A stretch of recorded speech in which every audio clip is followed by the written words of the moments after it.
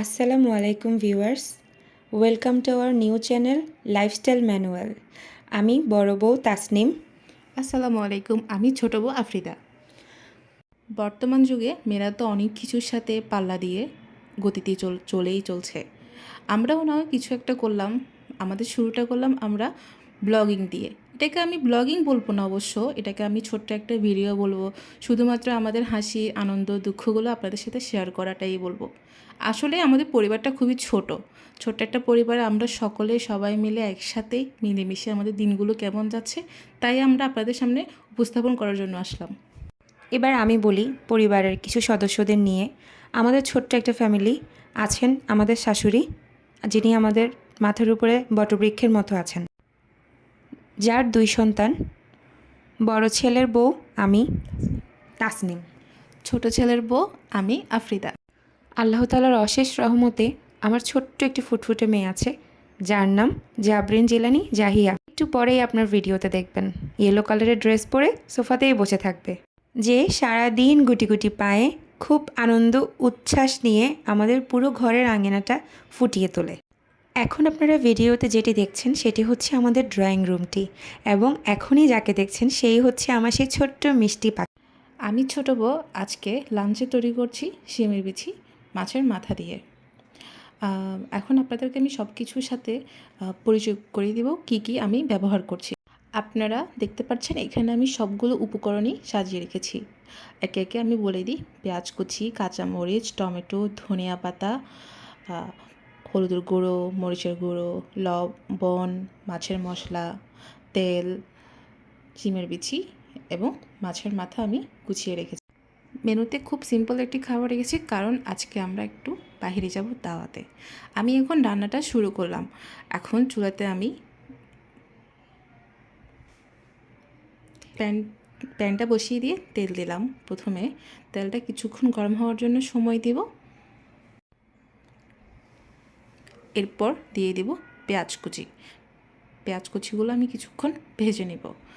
অল্প একটু ভাজবো, বেশি ভাজার প্রয়োজন নেই। যেহেতু আমরা একটা মাছেরই তরকারি তৈরি করব, সেহেতু মনে হয় না যে বেশি করে পেঁয়াজটা ভাজা প্রয়োজন। এরপর দিব কাঁচামরিচ, কিছুটা দিব, আর কিছুটা আমি রান্নার শেষে ইউজ করব। তাহলে হয় কি, আমার কাছে না কাঁচামরিচের ফ্লেভারটা তখন একদম লাগে, বেশ ভালোই লাগে এটা খেতে।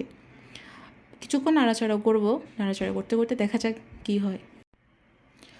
নাড়াচাড়া করতে করতে পেঁয়াজের কালারটা যখন কিছুটা চেঞ্জ হয়ে আসবে, তখন আমি আস্তে আস্তে চুলার জালটা আমি কমিয়ে রাখবো, বেশি দেওয়া যাবে না।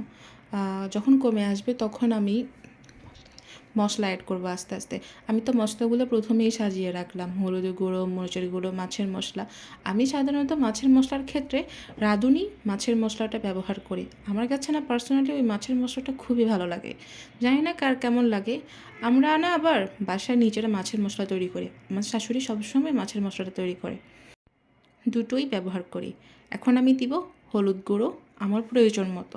আপনারা আপনাদের প্রয়োজন মতো করে হলুদের গুঁড়ো, মরিচের গুঁড়ো ব্যবহার করবেন। মরিচের গুঁড়ো দিয়ে দিলাম আমার প্রয়োজন মতো, যতটুকু আমরা খেতে পারবো। আমরা না আবার পরিবারের সবাই ঝালটা একটু বেশিই খাই, বিশেষ করে আমরা বউয়েরা খাই।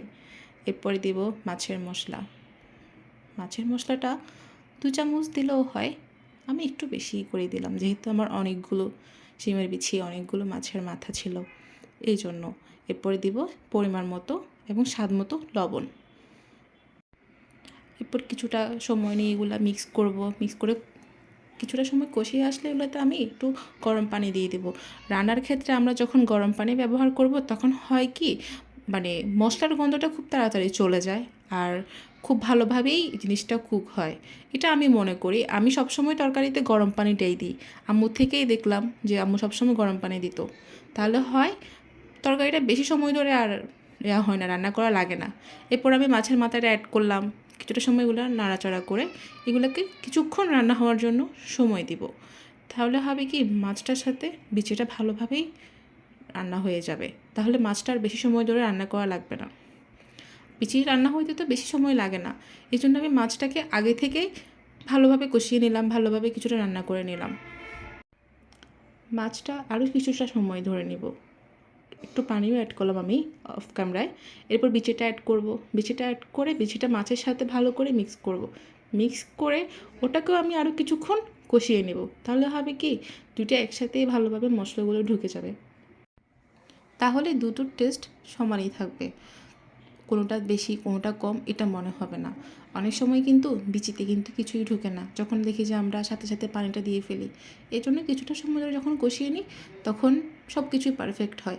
আমি না আবার এই জিনিসগুলো আমার শাশুড়ি মায়ের থেকে শিখলাম, উনিই শিখাইছে আমাকে সব কিছু রান্নাবান্না।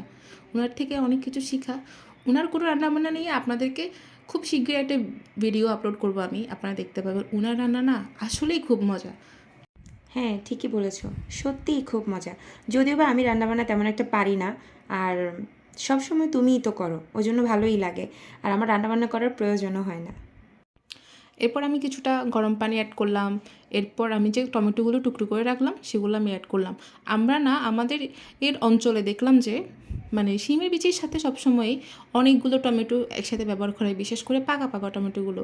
রান্নাটা বসিয়ে দিলে বাবুকে গোসল করাতে নিয়ে গেল ভাবি, দেখা গেলো যে ও অনেক দুষ্টুমি করতেছে। ও সারা দিন, বললাম না, ও সারা দিন গুটি গুটি পায়ে হাঁটে আমাদের আমাদের চারপাশটায়।